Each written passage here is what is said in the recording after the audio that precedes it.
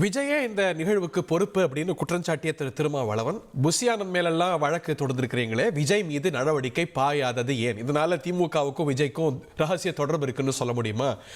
எதற்காக விஜய் மீது நடவடிக்கை எடுக்கவில்லை என்று கேட்கிறார். நம்முடைய மூத்த பத்திரிகையாளர் திரு ரமேஷ் இணைந்திருக்கிறார். திரு ரமேஷ், அவருடைய கேள்வி நியாயமானதுன்னு நீங்க நினைக்கலையா? ஏன்னா இன்னைக்கு அந்த கட்சியில highest responsibility, the buck stops with the leader, ஏன் தலைவர் மேல வழக்கு இல்லை அப்படின்னு கேட்கிறார். திரு திருமாவளவன் அவர்களுடைய கூற்று நகைப்புக்குரியது என்று நான் பார்க்கிறேன். திரு விஜய் அவர்களுடைய கூட்டம் அவர் காலதாமதமாக வந்ததோ அதற்கு மட்டும்தான் அவரை பொறுப்பாக்க முடியுமே தவிர, அங்கே கூட்டம் இவ்வளவு பெரிய கூட்டம் திரளுகிறது என்பது இதற்கு முன் திரண்ட 5 கூட்டங்களில் இருந்து உணர்ந்து பாடம் பெற்று இருக்க வேண்டியது காவல்துறையினுடைய பொறுப்பு. காவல்துறையினுடைய கூடுதல் டிஜிபி சட்டம் ஒழுங்கு 500 பேர் அங்கே இருந்தார்கள் என்பது நம்புவதற்குரியதாக இல்லை. விஜய் அவர்கள் எந்த பாயிண்டில் பேச போகிறாரோ அந்த பாயிண்டில் ஒரு 100-150 பேர் காவல்துறையினர் இருந்திருந்தாலே அந்த கூட்டத்தை ஒழுங்குபடுத்தி இருக்க முடியும். உள்ளூர் அந்த தாவேகாவினுடைய மாவட்ட செயலாளர்கள் நிர்வாகிகளுடைய ஒத்துழைப்புடன் அதை செய்திருக்க வேண்டும். கட்டைகளை அமைப்பது அல்லது தடுப்புகளை அமைப்பது போன்றவற்றின் மூலம் அதை செய்திருக்க வேண்டும். காவல்துறை தான் இதற்கு அதாவது பெரும் பொறுப்பை ஏற்க வேண்டியது உள்ளூர் காவல்துறை. திரு அண்ணாமலை அவர்கள் கூறியிருப்பதை போல அந்த மாவட்ட எஸ்பி சஸ்பெண்ட் செய்யப்பட்டிருக்க வேண்டும் அல்லது அவர் விசாரணைக்கு நிறுத்தப்பட வேண்டும். ஒரு விசாரணை ஆணையம் அமைக்கப்பட்டிருக்கும் நிலையில் ஆளாளுக்கு இங்கே கருத்துக்களை கூறிக்கொண்டிருக்கிறார்கள். IAS IPS அதிகாரிகள் கருத்து கூறியது கூட நான் ஏற்க இயலாத ஒன்று. இதன் காரணமாகத்தான் இந்த விவகாரத்தில் பழியை தூக்கி விஜய் மீது போடுகிற முயற்சி நடைபெறுகிற காரணத்தால் தான் CBI விசாரணை வேண்டும் என்ற நியாயமான கோரிக்கையை சில கட்சிகள் முன்வைத்திருக்கின்றன.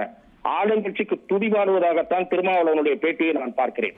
இல்ல, நீங்களே சொன்னீங்க தாமதத்தை தவிர அவர் மேல என்ன தப்பு அப்படின்னு. தாமதம் பெருந்தவரா அமைஞ்சதை நம்ம இந்த சம்பவத்துல பார்த்தோம்ல. அவர் கேட்கிற கேள்வி 8:45 சொல்லி 12 மணிக்கு போறீங்க, 12 சொல்லி 7க்கு போறீங்கன்னா அந்த இடைப்பட்ட காலத்துல கூட்டம் கூடி டீஹைட்ரேட் ஆகி அதுவும் கான்ட்ரிபியூட்டிங் ஃபேக்டர் இல்லையா? அந்த தாமதத்துக்கு விஜய் பொறுப்பு இல்லையா? At least morally. நான் கேட்ட பிற கேள்விகளுக்கு பதில் இல்லை. நான் ஏற்கனவே 6வது கூட்டம் இது. 5 ஊர்களில் பேசியிருக்கிறார்.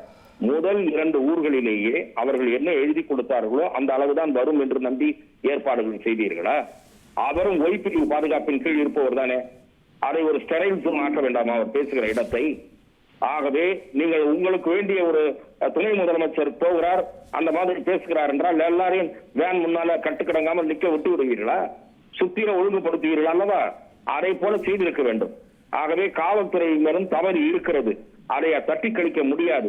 அதை தவிர பல்வேறு ஃபேக்டர்கள் சந்தேகத்தை கிளப்பி இருக்கின்றன. எங்களுடைய செய்தியாளரும் அங்கே போயிருக்கிறார்.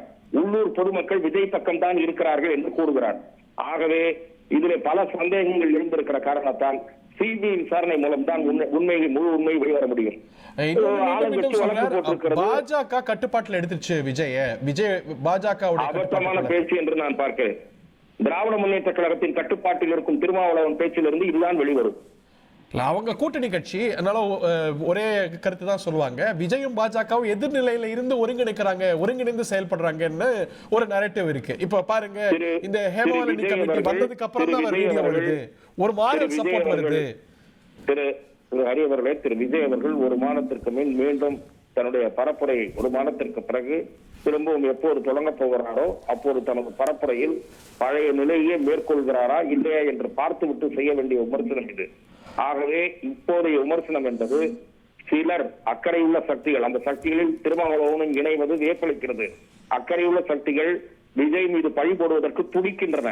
ஆனால் அவர்களுடைய முயற்சிகள் பரிதாபகரமாக தோல்வியை தழுவுகின்றன என்றுதான் நான் பார்க்கிறேன். இல்ல, இப்ப அது 2 தரப்புலயுமே ஒரு தரப்போட பாக்குறதா இல்லையா? நீங்களும் இப்ப அரசு மேல, நிர்வாகத்து மேல கேள்விகள் உண்டு, விஜய் மேலயும் கேள்விகள் உண்டு இல்லையா? அதையும் சேர்த்து பார்க்கணும் இல்லையா? we should also hear that out, அதையும் அக்னாலஜ் பண்ணணும் இல்லையா? நான் இல்லை என்று சொல்லவில்லையே. விஜய் அவர்களுடைய ஒரு அமைப்புல ஒரு கட்டுப்பாடு ஏற்படுத்தப்பட வேண்டும். அதாவது ஒரு அமைப்பு உள்ளுக்குள்ளே ஏற்படுத்தப்பட வேண்டும்.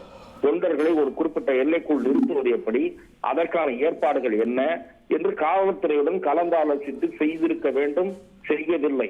அதே போல காவல்துறையும் விஜய் கட்சியினுடைய மாவட்ட நிர்வாகிகளோடோ அல்லது தலைமை அளவிலோ பேசி, நேரடியாக தலைவர் அளவிலோ பேசி இந்த மாதிரியான சூழல் அங்கே இருக்க வேண்டும், அதற்கு நீங்கள் உத்தரவாதம் தர வேண்டும் என்றெல்லாம் விஜயனுடைய 1, 2வது பரப்புரைக்கு பின்பே செய்திருக்க வேண்டும்.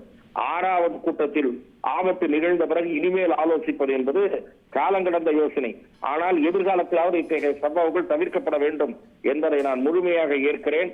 ஆனால் காவல்துறை police cannot shirk its responsibility என்றுதான் நான் பார்க்கிறேன். ஓகே, நன்றி திரு ரமேஷ், தேங்க்யூ வெரி மச். அதிமுக்கிய விவரங்களை அனைவருக்கும் புரிய வைக்கும் பாட்காஸ்ட். பொருளாதார பல ட்ரில்லியன் ஆயுதங்களை கொள்முதல் செய்யறது, சம்பவங்களை தேடி களத்திற்கே உங்களை அழைத்துச் செல்லும் ஸ்பாட்லைட். அங்க இருக்கக்கூடிய கள விவரங்கள் என்ன? இந்திய ராணுவம் கடந்த 5 வருஷமாவே சார் எனக்கு ரொம்ப பிடிக்கும் அவர் வர்றதுக்காக. எங்களுடைய நியாயமான கோரிக்கை.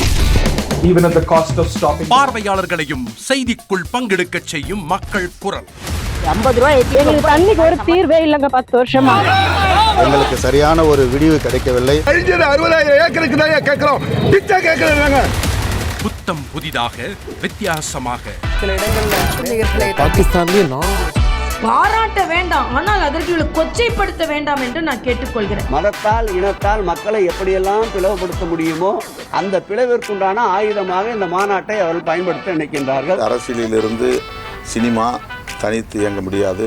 அனைத்தும் உங்களுக்காக. எப்போதும் இணைந்திருங்கள் தந்தி டிவியுடன்.